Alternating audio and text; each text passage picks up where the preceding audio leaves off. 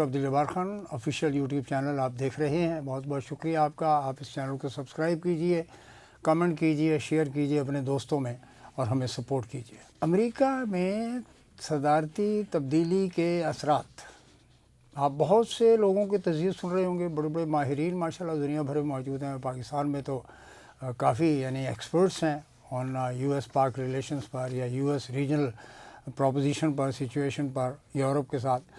لگتا یہ ہے کہ روس اور یوکرین کی جنگ کے حوالے سے ٹرمپ نے کہا ہے کہ روس اس کو جنگ کو بند کر دے. ذرا کچھ دھمکی تو نہیں ہے لیکن ایک اسرٹیو انداز میں, تحکمانہ انداز میں ڈونلڈ ٹرمپ نے بات کی. اور ان کا ایک مزاج ہے. اس کے مقابلے میں انہیں پتہ نہیں کہ وہ بھی باکسر ہے, بلیک بیلٹ ہے. اس نے بھی جواب یہ دیا کہ اگر آپ نے میرے ٹینکروں پر پابندی لگا دی ہوئی ہے, آئل ٹینکر جو کہ لے جانے تھے یعنی انڈیا اور چائنا اور دیگر ممالک میں جو خریداری ہو رہی تھی سینکشنز کے باوجود, اس کے بارے میں اس نے کہا جی میں تو اپنی ایٹمی آبدوز کے ساتھ بیس کر کے ٹینکر 1,80,000 ٹن کا لے کر چلے گا, میرے سب مرین ٹینکرز. یعنی ایک ناول آئیڈیا ہے, ایک نئی صورتحال ہے جو کبھی دنیا میں کبھی دیکھا نہیں گیا. یہ جنگ نہیں رکے گی. زیلنسکی کو معافی مانگنا پڑے گی نیٹو کے حوالے سے اور رشیا کے حوالے سے پڑوس میں رہتے ہوئے, کیونکہ اب اس کے بعد نیوکلیر آرسنل نہیں ہے. جب کبھی یو ایس ایس آر ہوتا تھا تو یوکرین میں روس کے تمام ایٹمی میزائل, ایٹم بم وغیرہ وہیں پر ہی زیادہ تر اسٹور کیے جاتے تھے, وہیں پہ رکھے جاتے تھے. لیکن جب یہ یو ایس ایس آر ٹوٹا اور رشین فیڈریشن, آرمینیا, آپ کا یہ قازقستان, تاجکستان, تاتارستان, ازبکستان, جب یہ منظر عام پر آئے, وجود میں آئے, تو ظاہر ہے کہ یوکرین بھی اس میں شامل ہے. ہر حکومت نے اپنے اپنے طور پہ پالیسیز بنائی اور اپنے ملکوں کو انہوں نے دیکھنا شروع کر دیا. یوکرین گندم کے حوالے سے بھی اور ہیوی آرمز مینوفیکچرنگ کے حوالے سے بھی مشہور ہے. ٹرمپ کے ساتھ آتے ہی ہم نے یہ دیکھا تھا کہ کل دوپہر تک یا کل شام تک سعودی عرب کے ساتھ ٹرمپ کے ابھی کوئی فیلیسیٹیشن, تہنیتی پیغامات نہیں آئے تھے, لیکن ایم بی ایس کے ساتھ ٹرمپ کی بات ہوئی ہے. محمد بن سلمان, سعودی بادشاہ, وزیر اعظم, بادشاہ کے بیٹے, ان کی ٹرمپ سے بات ہو گئی. اور چھٹتے ہی جناب علی ایم بی ایس نے, محمد بن سلمان صاحب نے, مالدار پارٹی ہے اور ہم نے وہاں پہ تیل نکال دیا, 75 سال ہو گئے, موج لگی پڑی ہے, $600 ارب. کتنا؟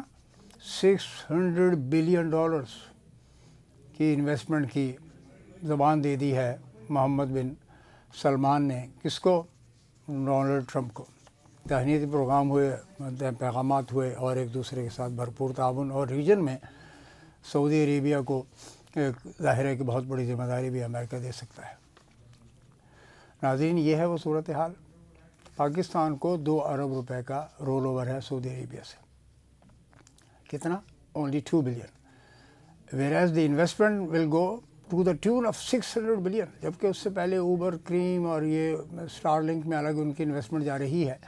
تو میں سمجھتا ہوں کہ ان کے ظاہر تعلقات بہت زبردست ہیں. پاکستان ایک چھوٹا سا ملک ہے, غریب ملک ہے, غریب لوگ ہیں, یا رفیق کہلواتے ہیں سعودی عربیہ میں. جو ہمارے ہم وطن نوکری یا جاب کرنے کے لیے جاتے ہیں, سروس کرنے جاتے ہیں, اور اچھی نظروں سے نہیں دیکھا جاتا. جبکہ ہمارے جو وزیر اعظم صاحب ہیں دوڑ کے چلے جاتے ہیں. عمرے کا تو بہانہ ہوتا ہے, اکثر مقصد ہوتا ہے پیار شپ کرنا, ان سے جا کے ملنا. ہمارے آرمی چیف صاحب بھی وہیں جاتے رہے ہیں.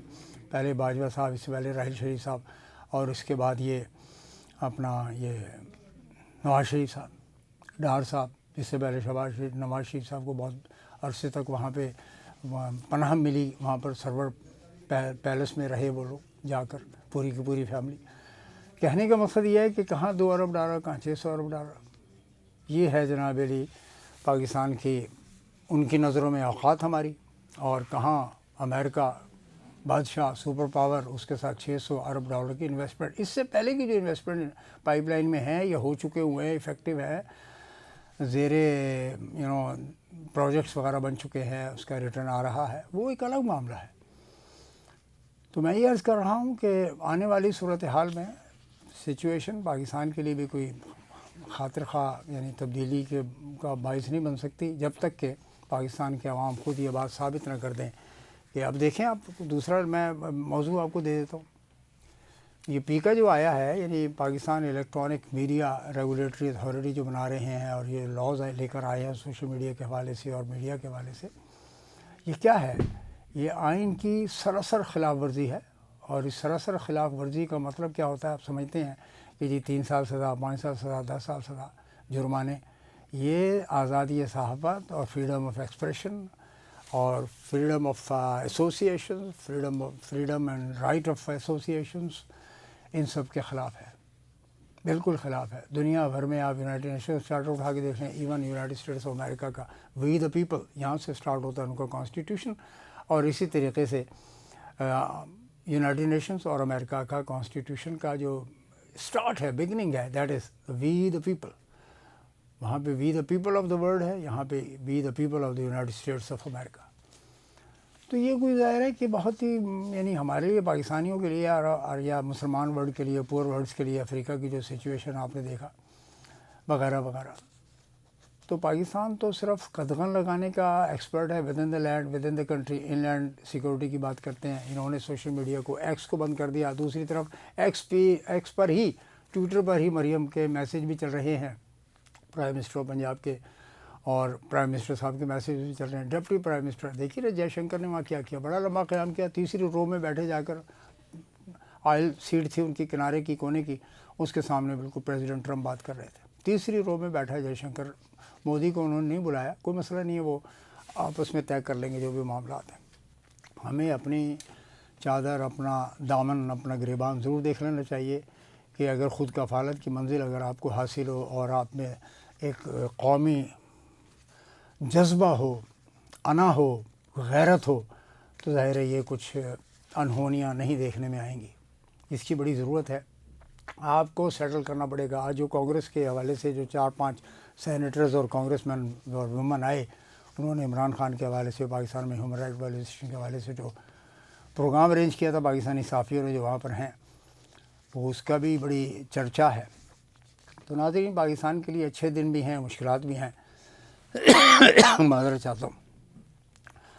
تو خیر کی توقع کیجیے، اللہ پاکستان کو خوشحال بنائے اور اس کی گروتھ ریٹ جو ہے 6 سے 8% پر پہنچے، جو ان سے ممکن نہیں ہے موجودہ سیٹ اپ سے. اجازت چاہتا ہوں، بہت بہت شکریہ، والسلام.